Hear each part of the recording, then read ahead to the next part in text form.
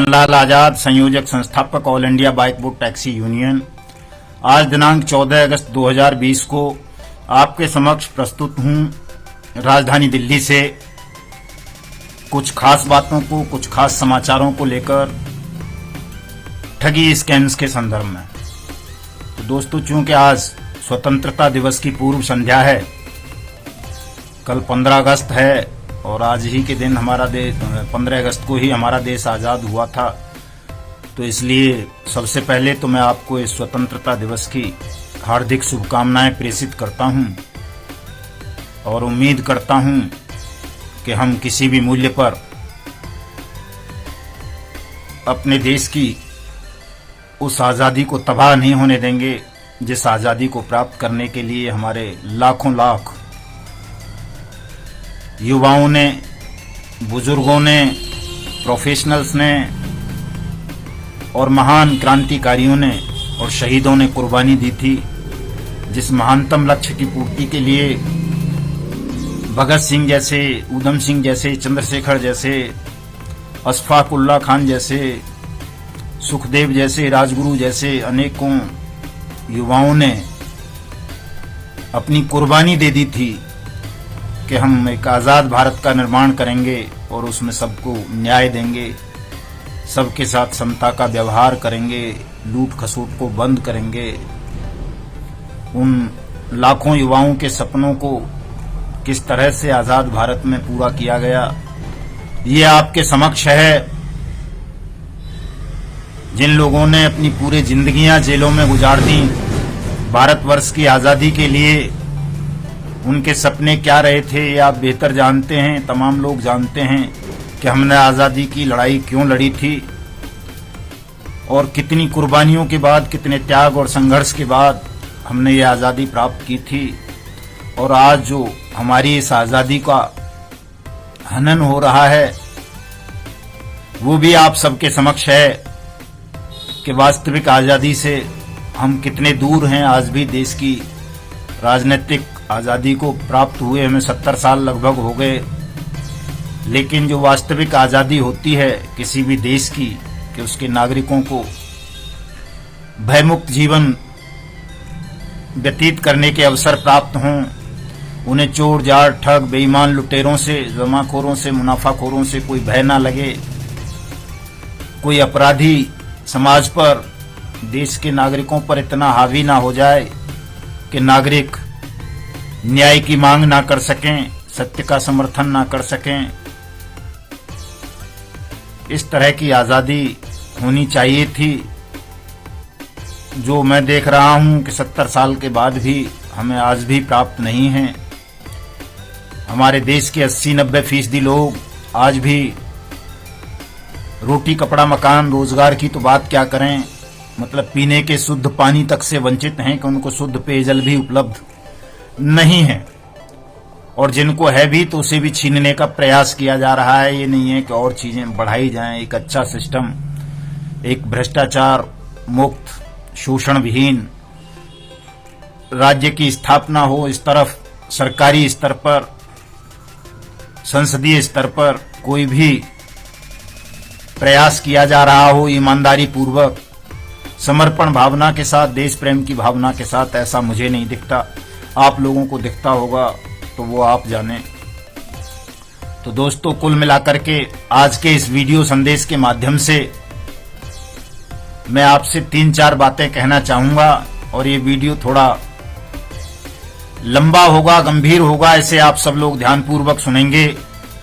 चूंकि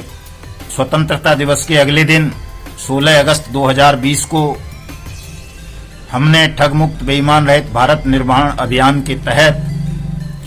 ट्विटर पर, फेसबुक पर, यूट्यूब पर, इंस्टाग्राम पर, व्हाट्सएप पर, टेलीग्राम पर, जितनी भी सोशल साइट्स हैं जहां हमें सरलता पूर्वक आसानी से स्थान मिल सकता है, जहां हम अपनी बात कह सकते हैं, उनका उपयोग करते हुए हमें इन तमाम ठगी प्रकरणों पर अपनी बात कहनी है। सबने कहनी है वो,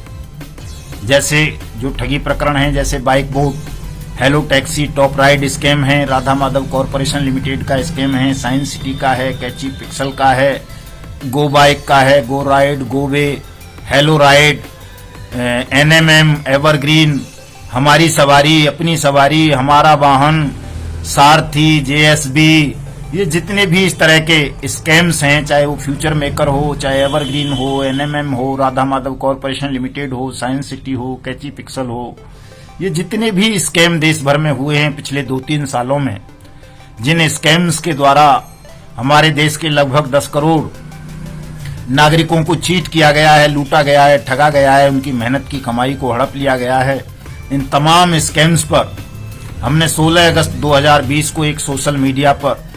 विशेष अभियान चलाना है, जिसे हमने नाम दिया है ट्विटर वॉर अगेंस्ट ठग्स। तो इस अभियान को चलाने के लिए, चूंकि इसमें हमें तमाम ठगी पीड़ितों को सम्मिलित करना है, चाहे वो किसी भी कंपनी की ठगी स्कीम का शिकार हुए हैं, उन तमाम ठगी पीड़ितों को हमें अपने इस अभियान में सम्मिलित करना है। इसलिए तमाम कंपनीज के विषय में मुझे बताना होगा इस वीडियो संदेश के माध्यम से। आप तमाम लोग इस संदेश को ध्यानपूर्वक सुनेंगे और उस पर अमल करेंगे,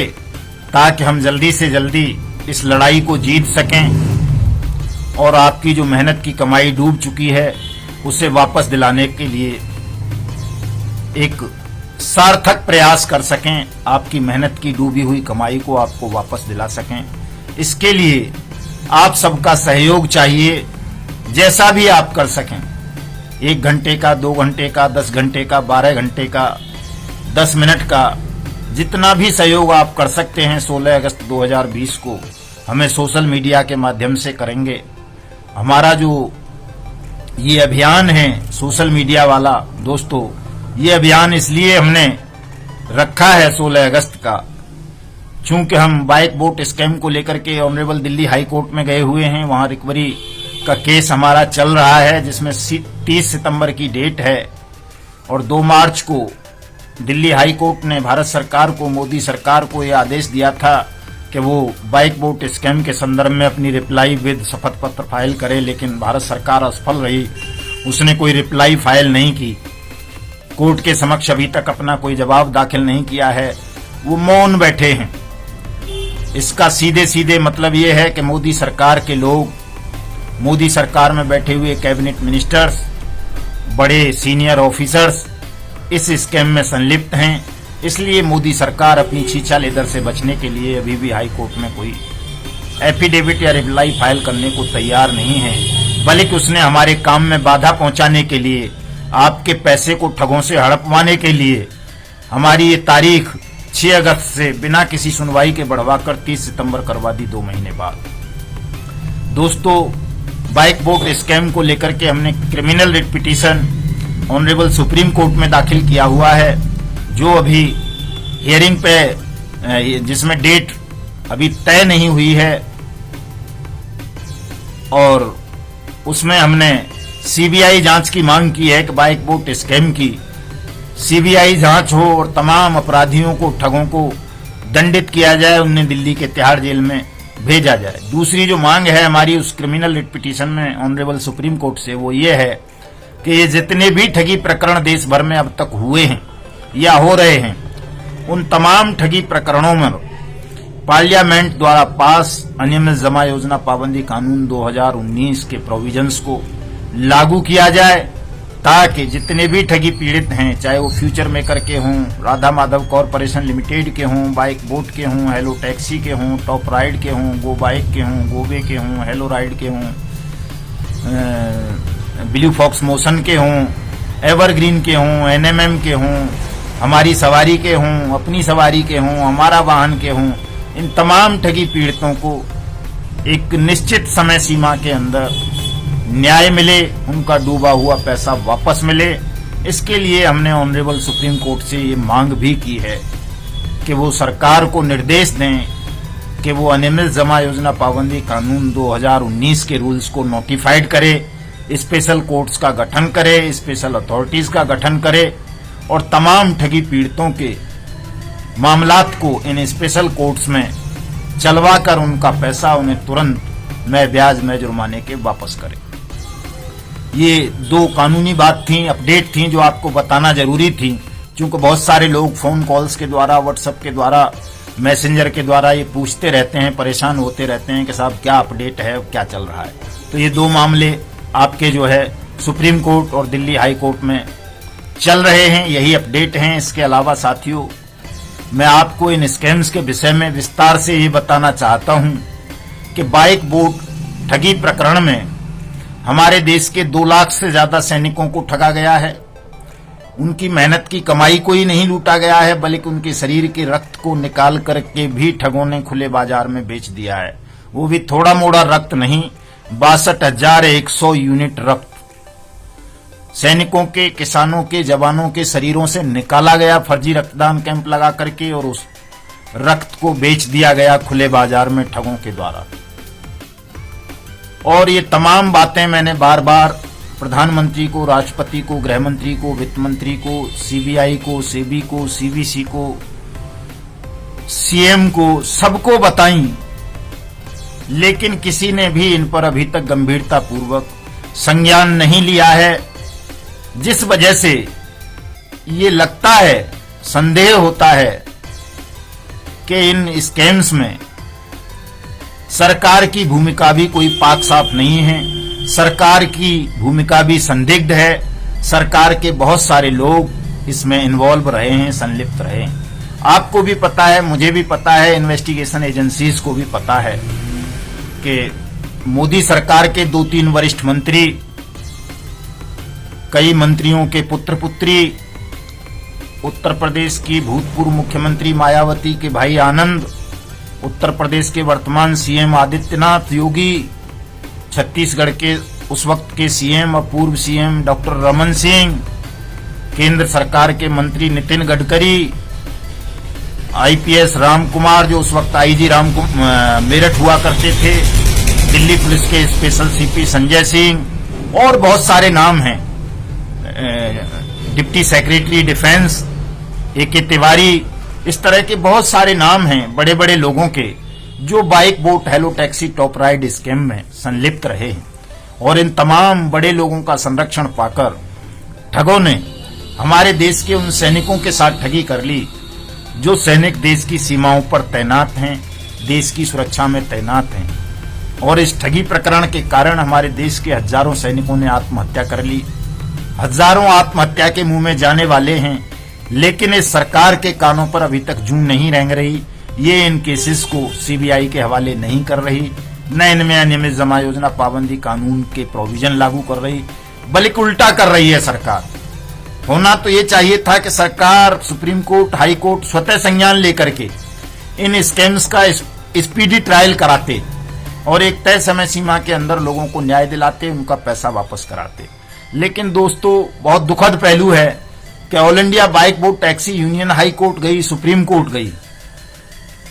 उसमें मदद करने की बजाय सेंट्रल गवर्नमेंट और स्टेट गवर्नमेंट से भी, फाइनेंस मिनिस्ट्री और ईओडब्ल्यू और अन्य एजेंसीज, उसमें उनको मदद करनी चाहिए थी हमारी, कि हम स्वयं सुप्रीम कोर्ट चले गए, हाई कोर्ट चले गए। उन्होंने मदद ना करने की बजाय हमारे काम में अड़ंगा डाला और अभी तक रिप्लाई तक फाइल नहीं की। सुप्रीम कोर्ट में मामले को लिस्टेड होने तक नहीं दे रही सरकार,